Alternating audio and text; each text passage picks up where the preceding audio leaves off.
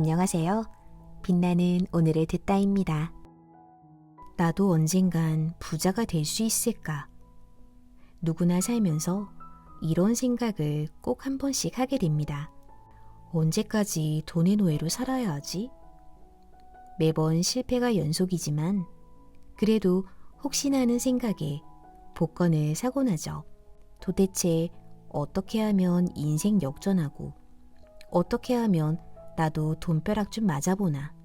누군가는 돈에 대해 이야기하는 것을 꺼려하고 품이 없는 것처럼 치부하지만 저자는 오히려 돈의 가치를 폄훼하는 그 행위가 위선적이라고 말합니다.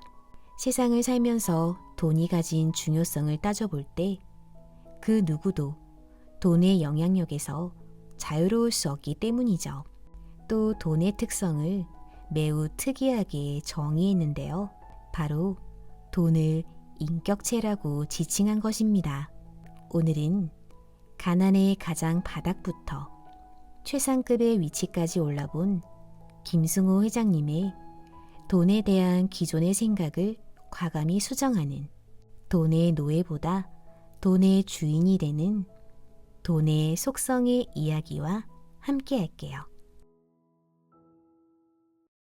돈은 인격체다.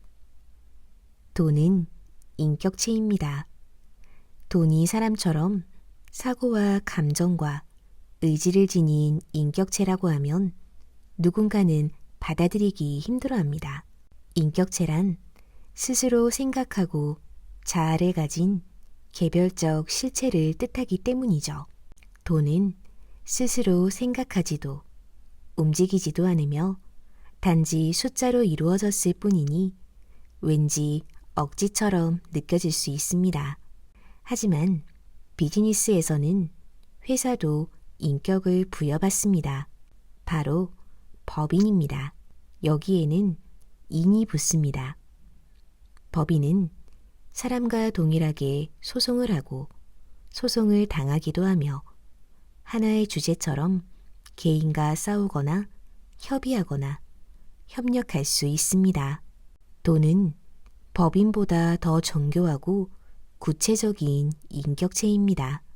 어떤 돈은 사람과 같이 어울리기를 좋아하고 몰려다니며 어떤 돈은 숨어서 평생을 지내기도 합니다.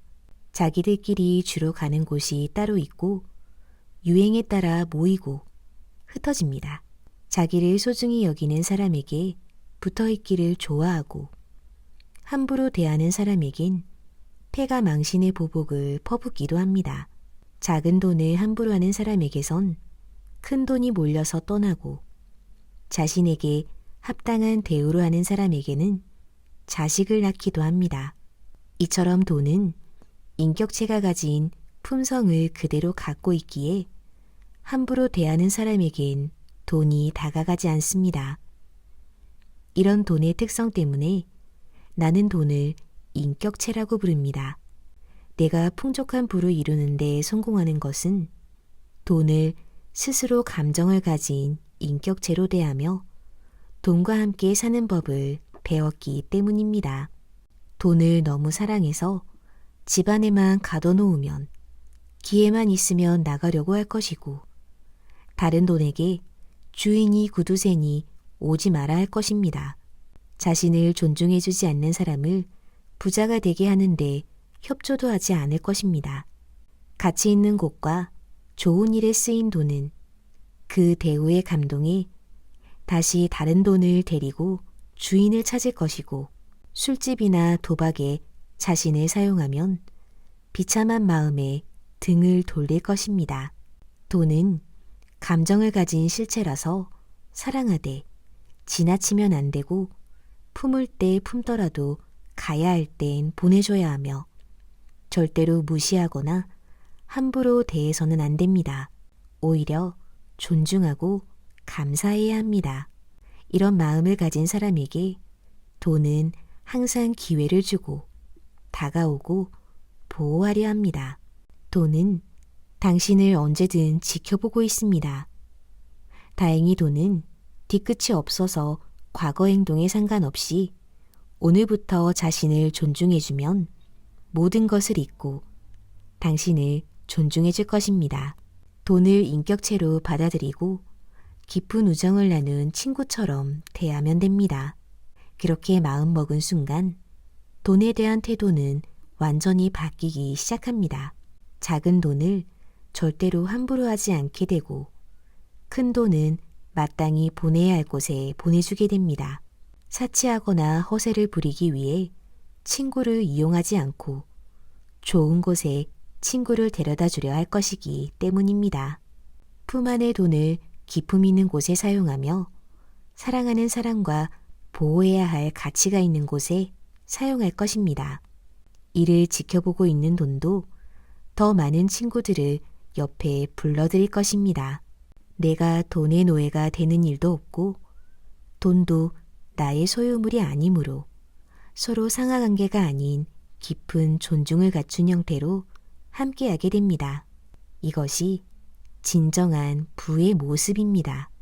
납치나 폭력 혹은 불법을 통해 권력자나 졸부품으로 들어간 돈은 언제든 탈옥할 날만 기다리거나 그 주인을 해치고 빠져나오기 마련이니 위험한 돈과 친해질 생각도 지워야 합니다. 돈이 인격체라는 것을 알아차리고 받아들이는 순간부터 당신의 평생 부자 인생길이 열리는 것입니다. 돈을 모으지 못하는 이유. 돈을 모으지 못하는 사람의 가장 많은 핑곗거리는 소득이 적어서 쓸 돈도 모자란다는 것입니다. 하지만 쓸 돈이 모자라게 된 이유는 미래 소득을 가져다 현재에 써버렸기 때문이죠. 이 현재가 시간이 흐르면서 과거로 쌓이며 종국에 현재와 과거 둘 모두 책임져야 하는 상태가 되어버린 것입니다. 상황을 이렇게 만들어 놓은 장본인은 자기 자신입니다. 쓸 때는 많은데 수입은 적고 그나마 남은 돈도 투자하기엔 너무 적은 돈이라 생각해서 전혀 모으지 못하는 사람이 있습니다. 그러나 이런 사람은 급여가 많아져도 결국 똑같은 말을 합니다. 소득이 늘어난 만큼 소비도 더 많아지고 미래소득, 즉 카드를 여전히 사용합니다. 급여가 아주 많거나 사업으로 큰 돈을 벌어도 여전히 똑같은 사람이 많은 걸 보면 이건 수익 규모가 아니라 생활 태도의 문제입니다. 음식과 주거가 해결되지 못할 정도로 가난한 상태가 아니라면 누구든 저축을 하고 재산을 모아 투자도 해서 부자가 될 수 있습니다. 단언컨대 신용카드를 사용하는 사람, 물건을 부주의하게 매번 잃어버리는 사람, 작은 돈을 우습게 아는 사람, 저축을 하지 않는 사람, 투자에 대해 이해가 없는 사람은 절대 부자가 되지 못합니다. 부는 그런 사람에게 우연히 들렀어도 순식간에 돌아서서 나옵니다. 절대로 미래소득을 가져다 현재에 쓰면 안 됩니다. 신용카드를 잘라버리고 직불카드를 사용해야 합니다. 신용카드사에서 주는 포인트는 잊어버리세요. 그건 신용카드사가 그냥 선물로 주는 것이 아닙니다. 포인트의 핵심은 더 사용하기와 포인트 수집용 구매입니다. 포인트를 모은다는 장점을 이용해서 필요 없는 소비를 늘리고 포인트를 얻기 위해 구매하는 방식으로 소비자를 현혹하죠. 이는 마치 달걀을 얻기 위해 암탉을 죽이는 것과 같습니다. 지금 당장 현금이 없어도 미래소득으로 구매가 가능하다는 이유로 그깟 몇 프로 안 되는 포인트를 적립받기 위해 소비의 경계를 무너뜨리고 맙니다. 이때 가장 흔한 변명은 어차피 사야 할 물건이니 포인트를 얻으면 영리한 것 아니냐는 논리입니다. 그러나 이 논리가 맞다면 카드사는 포인트 적립 시스템을 이미 없애버렸을 것입니다. 카드 사용을 중지하고 이번 달부터 직불카드나 현금을 사용해보면 불필요한 지출이 현저하게 줄어드는 것이 보입니다. 실제로 더 많은 이익을 보게 됩니다.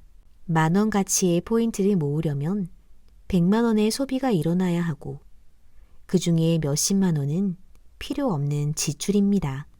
카드 사용은 정말 어리석은 짓입니다. 물건을 부주의하게 다루는 사람도 절대 부자가 되지 못합니다. 물건이나 상품이 무생물이라는 생각에 함부로 다루죠. 그러나 모든 물건은 자연에서 나온 재료와 인간의 시간이 합쳐져 생겨난 생명 부산물입니다.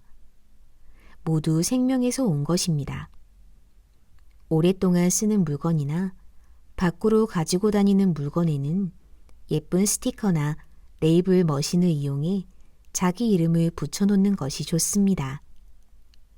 주인의 이름을 단 물건은 그 순간 생명을 가집니다. 설령 잃어버려도 꾸역꾸역 주인을 찾아옵니다. 집안에 가져올 땐 정해진 자리에 놓고 사용 후에 청소나 관리가 필요한 물건은 즉시 닦아서 손상을 막고 가끔씩 쓰거나 계절마다 쓰는 제품은 정갈하게 포장해서 먼지가 닿지 않고 언제든 다시 쓸 수 있도록 관리해야 합니다. 부는 물건이라도 존중하는 사람에게 붙습니다. 재물의 형태는 결국 물건이기 때문이죠. 작은 돈은 큰 돈의 씨앗이고 자본이 될 어린 돈이기에 씨앗을 함부로 하고 아이를 돌보지 않는 사람은 그 어떤 것도 키우지 못합니다. 작은 돈을 모아 종잣돈을 마련해서 투자나 사업의 마중물을 만들어가는 것이 성공의 기초입니다. 기초를 다지지 않고 지은 건물을 임시 가옥이라고 부릅니다. 크게 짓지도 못하거니와 바람만 불어도 날아가 버립니다. 모든 투자는 작은 돈에서부터 시작됩니다. 작은 투자로 시작한 투자 경험이 큰 투자도 가능하게 만들어줍니다. 자산은 모이면 투자를 해야 합니다. 투자를 하지 않는 돈은 죽은 돈이고 실제로 아무것도 하지 않는 장롱 속의 돈은 인플레이션이라는 독을 먹고 서서히 죽어버립니다. 투자에 대한 이해나 경험이 없는 주인에게 끌려간 돈은 홀로 죽어가거나 기회만 생기면 탈출해버릴 것입니다. 지금 책을 덮고 가위를 가져다가 신용카드를 잘라버리세요. 부자가 되는 첫 걸음입니다. 부자가 되기 위해 우선 당장 할 수 있는 일 한 가지. 자리에서 일어나 포스트잇과 필기구를 챙기고 장갑을 낀 후 집안에서 가장 큰 이불을 가져다가 거실 바닥에 펼쳐 놓으세요. 먼지가 날 수도 있으니 창문은 열어놓습니다. 그리고 이불의 정중앙에 서서 집안의 사방을 향해 인사를 한 번씩 합니다. 입으로 조용히 소리를 내어 집안에 있는 물건 여러분 안녕하십니까? 오늘 여러분들을 모시고 정리정돈을 하는 시간을 갖겠습니다. 라고 말합니다. 인사를 마치면 집안에 서랍에 있는 모든 물건을 이불 위에 꺼내놓습니다. 단 쏟아 부으면 안 됩니다. 하나씩 달걀 다루듯 이불 위에 차근차근 올려놓습니다. 이렇게 꺼내놓고 보면 알게 됩니다. 얼마나 쓸데없이 많은 물건을 모아왔는지, 한 번도 쓰지 않은 물건이 이렇게나 많은지, 그리고 얼마나 이유 없이 서로 섞여 있었는지 알게 됩니다. 부끄러울 것입니다. 그리고 부끄러워해야 합니다. 이제 무릎을 꿇고 앉아 물건 하나를 집어들고 이 물건이 나를 설레게 하는지 느껴보세요. 설렘을 무엇으로 표현해야 정확할지는 모르지만 애정이 느껴지고 여전히 간직하고 싶은지 마음에 묻는 겁니다. 이는 일본의 정리정돈의 여왕 곤도 마리에가 반드시 권하는 방법이기도 합니다. 여전히 설레는 물건은 오른쪽에 둡니다. 그러나 설레지 않는 물건들은 그동안 고마웠어. 혹은 사용하지 않고 버려둬서 미안해. 라고 말하고 안녕, 잘 가. 라고 인사한 후 왼쪽에 모아둡니다. 아무리 사소하고 하찮은 물건이라도 같은 방식으로 인사를 마치고 분류해 놓습니다. 분류를 마친 후 왼쪽에 있는 물건들 중에 아직 쓸만한 것들은 기부하거나 팔고 버릴 것들은 버립니다. 이제 오른쪽에 있는 물건들을 그냥 그대로 서랍에 넣지 말고 종류별로 분류해서 한 서랍에 한 종류씩 넣어줍니다. 뜻하지 않게 각기 다른 서랍에 다른 종족과 낯설게 지내던 물건들에게 가족과 친지를 찾아주는 일입니다. 자리를 잡은 서랍에는 포스트잇으로 가족의 이름을 임시로 적어 놓습니다. 마사지 및 운동용품, 슬리퍼, 문구류, 리모콘, 소형 전자제품 같은 가족의 이름을 만들어 붙여줍니다. 물건의 정리가 다 끝나면 사무실에서 쓰는 전문 레이블 기계로 서랍마다 해당 이름을 작고 정갈하게 인쇄해서 예쁘게 붙여놓습니다. 너무 크면 오히려 보기 흉합니다. 일이 다 끝나면 이불을 정리해서 다시 놓고 차 한잔하며 반성의 시간을 갖습니다. 이렇게 정리해보면 우리가 얼마나 세상의 물건을 함부로 대했는지 알게 됩니다. 알지도 원하지도 필요하지도 않은 물건들이 끝도 없이 나올 것입니다. 얼마나 많은 물건을 쓸데없이 사왔는지 부끄러워집니다. 또 어차피 쓰지도 않은 물건들을 얼마나 많이 가지고 있었는지도 알게 됩니다. 몸에만 때가 있는 것이 아닙니다. 이것은 삶의 때입니다. 이 때를 벗겨내지 않으면 올바른 분은 나를 찾아왔다가도 다시 돌아가 버립니다. 이 작은 행동이 나비 효과처럼 물건을 대하는 태도를 바꾸고 세상을 보는 눈을 바꾸며 돈을 제대로 사용할 줄 아는 사람으로 변하게 할 수 있습니다. 함부로 물건을 사는 일이 줄어들 것이고 사온 물건들은 제 집에 제대로 자리를 잡게 되며 어떤 물건을 찾느라고 이리저리 시간을 쓰거나 못 찾아서 다시 사는 일도 없어집니다. 씀씀이가 올바라지고 사람이 달라지며 가족 간에 다투고 싸우는 일도 줄어듭니다. 이렇게 정리를 하고 나면 부엌이나 옷장이나 차고나 화장실도 치우고 싶어질 것입니다. 지갑이나 차 트렁크, 컴퓨터 파일도 동일한 방법으로 정리하길 바랍니다. 그러면 평생 존중받는 부자로 살 준비가 다 된 것입니다. 이제 때만 기다리면 됩니다. 오늘은 돈의 속성 책과 함께 했는데요.